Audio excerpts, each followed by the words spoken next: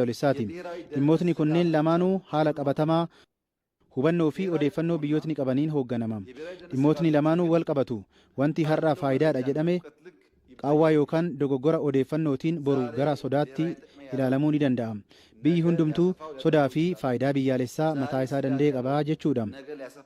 Itoophiyaanis faayidaa amni nu dhorku tokko iyyuu hin jiru. ህዝብ አሁንም ወንድም ህዝብ ነው። ምስኪን ህዝብ ነው። አገሩን ለቆ የተሰደደ ያለ ህዝብ ነው። ከዚህ ህዝብ ጋር በጋራ መስራት መተባበር ፍላጎታችን ነው። በፍጹም የውጊያ መሻት የለንም። በህጋዊና ንግግር ሊፈታ ይችላል ነው።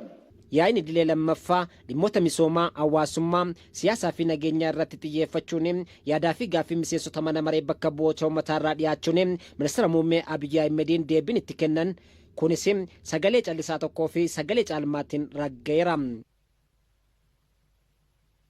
Hojiirra ooluu miti. Itoophiyaan fottoksuufis dachaasuufis hin toltu.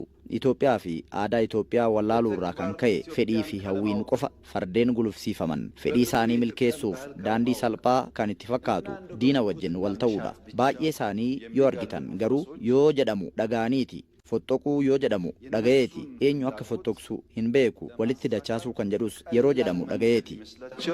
ከጠላት ጋር ማበር ነው። ብዙዎቹን ካያችሁ ግን ሲባል ሰምቶ ነው። መገንጠል የሚለውም ሲባል ሰምቶ ነው። ማን እንደሚገነጥልም አያውቅም። መጠቅለል የሚያስበውም ሲባል ሰምቶ ነው። Itoophiyaa keessattis walharkaa fuudhinsi aangoo karaa nagaan qofa akka ta'u barbaachisaas jedhaniiru. Mootummaan yeroo hundumaa humna rakkoo qabaa jedhu waliin karaa nagaatiin ni mari'atas jedhaniiru. በመሳሪያ የሚመጡ ሰዎች ብዙ ጊዜ ከመሳሪያ ያለፈ ነገር ማሰብ አይችሉም። ኢትዮጵያ ውስጥ ሰላማዊ የስልጣን ሽግግር ብቻ ነው የሚያስፈልገው። Namoonni meeshaa waraanaatiin dhufan yeroo baay'ee waan meeshaa waraanaarra dabre yaaduu